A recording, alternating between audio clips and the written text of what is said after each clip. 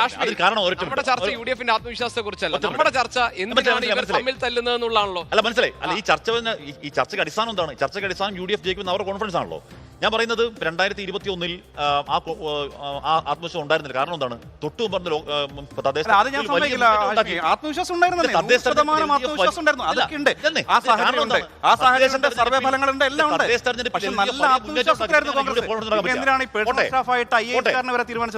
ഞാൻ ചെന്നിത്തലയുടെ കോൺഫിഡൻസ് അത് ബാക്കി മാത്രമല്ല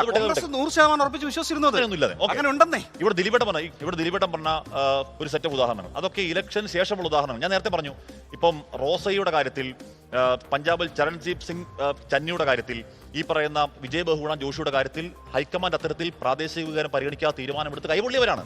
ഇപ്പൊ ഇവിടെയും അതുപോലെ ഏതെങ്കിലും ഒരു പ്രാദേശിക വികാരം കണക്കിലെടുക്കാതെ ആരെങ്കിലും ഈ പറയുന്ന പോലെ ഇറക്കി കൈവള്ളുകയാണെങ്കിൽ അത് ആ പാർട്ടിയുടെ വിധി. ഞാൻ പറഞ്ഞതല്ല, ഞാൻ പറഞ്ഞു പൂർത്തിയാക്കട്ടെ. അത് ഞാനോട് പ്ലീസ്. ഞാൻ പറഞ്ഞു വന്നത്, ഇവിടെ കോൺഗ്രസ് എന്ന രാഷ്ട്രീയ പാർട്ടി എന്നുള്ള നിലയ്ക്ക് അവർ അത് നമ്മുടെ ആരുടെ വിശ്വാസമാവേണ്ടതില്ല. അവർ ജയിക്കുമെന്ന് വിശ്വസിക്കുന്നു. അവർക്ക് മുഖ്യമന്ത്രിയാവാൻ യോഗ്യതയുണ്ടെന്ന് അവർ കരുതുന്ന 3 നേതാക്കളുണ്ട്. 3 നേതാക്കൾ ഞങ്ങൾക്ക് മുഖ്യമന്ത്രിയാണെന്ന് ആഗ്രഹിക്കുന്നു. അവരതിനുവേണ്ടി ലോബിങ് നടത്തുന്നു. അതെന്താ പിഴവെന്താണ്? ഞാൻ ആകെയുള്ള പിഴവെന്താണെന്ന് അറിയോ?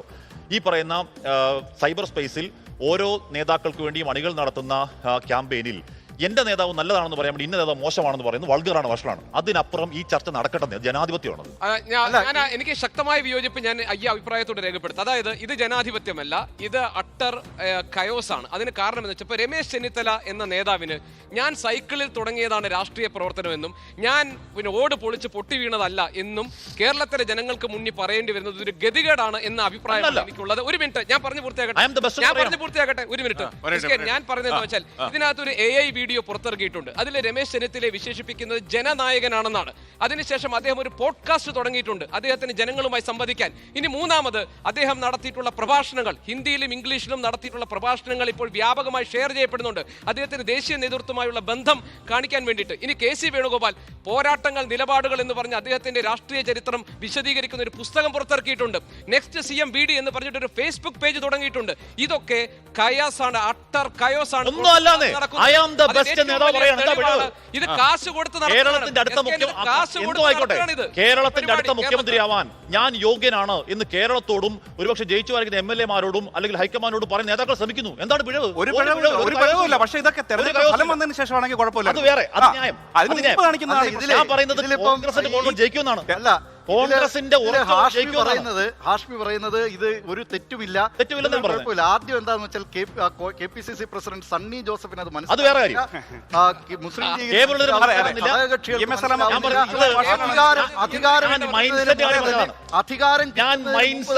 എന്നതാണ് ജനത്തിന് മുന്നിൽ. ഞാൻ മൈൻഡ് എന്ന വാക്ക് ഉപയോഗിച്ചത് അതുകൊണ്ടാണ്. എന്ന് പറഞ്ഞാൽ ഈ കേഡർ പാർട്ടിയാണ്.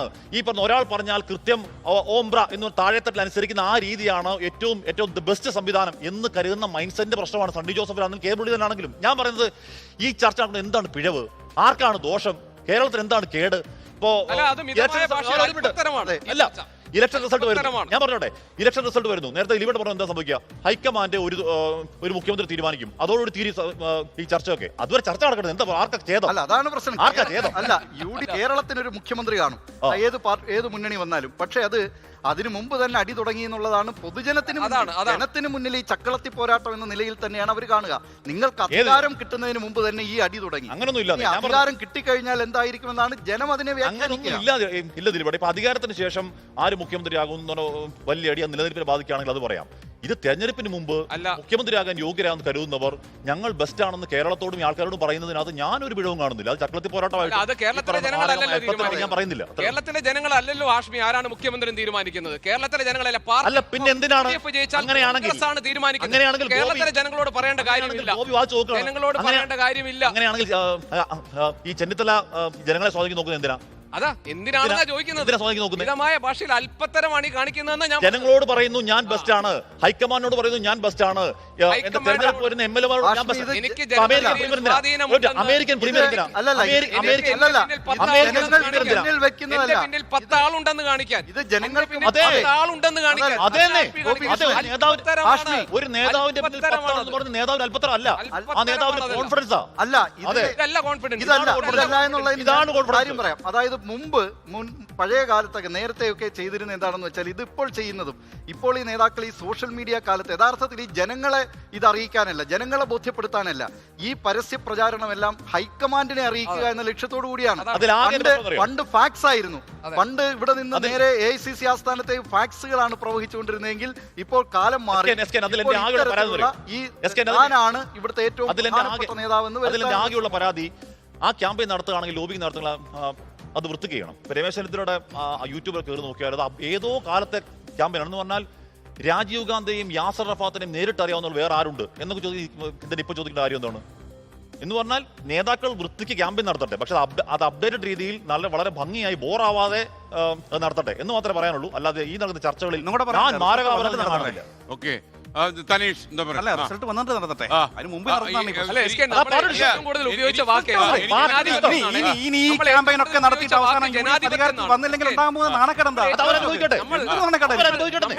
അല്ല, നമ്മൾ ഉപയോഗിച്ച വാക്ക് ജനാധിപത്യം എന്നാണ്. അതിന്റെ ഏറ്റവും അടിസ്ഥാനപരമായ മര്യാദയാണ് ഒരു തെരഞ്ഞെടുപ്പ് ഫലം വന്ന ശേഷം ഈ ചർച്ച നടക്കുന്നത്. അതാണ് ജനാധിപത്യത്തിന്റെ എന്നാര് പറഞ്ഞു? ആ ബോധമുള്ളവർക്ക് അറിയാം. ജനാധിപത്യത്തെ കുറിച്ച് ബോധമുള്ള എവിടെ എഴുതി വെച്ചു? ഒന്നുമില്ല. ഇതാ പാർട്ടിക്കകത്തെ ചർച്ചയാണ്. ഇതാ പാർട്ടിക്കകത്ത് അല്ലല്ല, പാർട്ടിക്കകത്തെ ചർച്ചയല്ല, പൊതുസമൂഹത്തിന് മുമ്പിലുള്ള ചർച്ചയല്ല. പാർട്ടിക്കകത്തവിടെ ചർച്ച, പാർട്ടിക്കകത്തല്ലല്ലോ ചർച്ച. നമ്മൾ കണ്ടില്ലേ 8-10 ബൈറ്റുകൾ ഇപ്പൊ നമ്മൾ പ്ലേ ചെയ്തു. പാർട്ടിയുടെ സൈബറണികൾ ചർച്ച ചെയ്യുന്നു. പാർട്ടിക്കാരുടെ കാര്യം പറയും. നമുക്ക് നേതാക്കൾ മുഴുവൻ അറിയില്ലേ?